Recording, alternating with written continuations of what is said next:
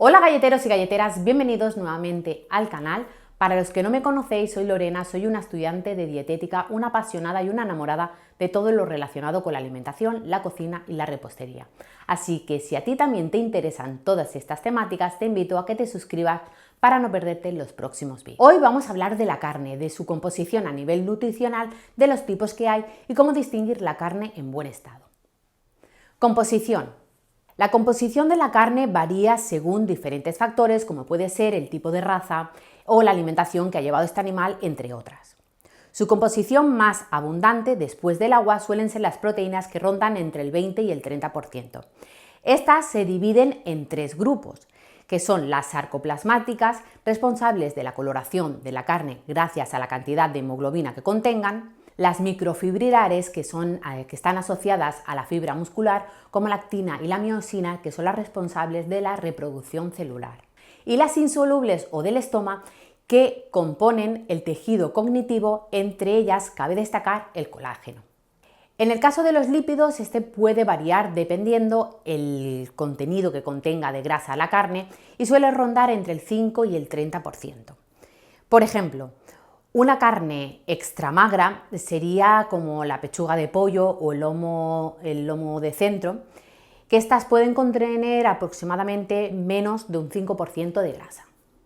En el caso de los minerales, cabe destacar el alto contenido en hierro hemo, que este es el mejor que absorbe nuestro cuerpo. Las vitaminas que más predominan es la B12, la B6, la E y la D. En el caso de los hidratos de carbono, estos son minoritarios por la degradación del glucógeno tras la muerte del animal. Clasificación. Esta se clasifica en dos grandes grupos, que son las carnes rojas y las carnes blancas, y dependiendo de la especie animal o de la parte del animal que vayamos a consumir, se catalogan en carnes grasas o magras. Carne roja. Suele ser la carne procedente de animales mamíferos, aunque hay excepciones como la perdiz, la avestruz y el faisán, que también se consideran carnes rojas. Estas están consideradas menos saludables al contener purinas, y una vez que entran las purinas en nuestro cuerpo se genera el ácido úrico, y en cantidades excesivas pueden producir diferentes inflamaciones en él, entre ellas en las articulaciones, y también producir la llamada gota. Carne blanca. Las carnes blancas son las consideradas las más saludables, ya que contienen menor contenido en porcentaje de grasa y son más digestivas. Habitualmente provienen de animales con dos patas, pero también hay excepciones, como por ejemplo en el caso del conejo. Para distinguir que la carne está en buen estado a simple vista, sin más, nos tendremos que fijar en el color, la textura y el olor. En resumen, en sus propiedades organolépticas. Una carne en buen estado tiene que tener un color rojo o rosa brillante, dependiendo de si es carne roja o carne blanca.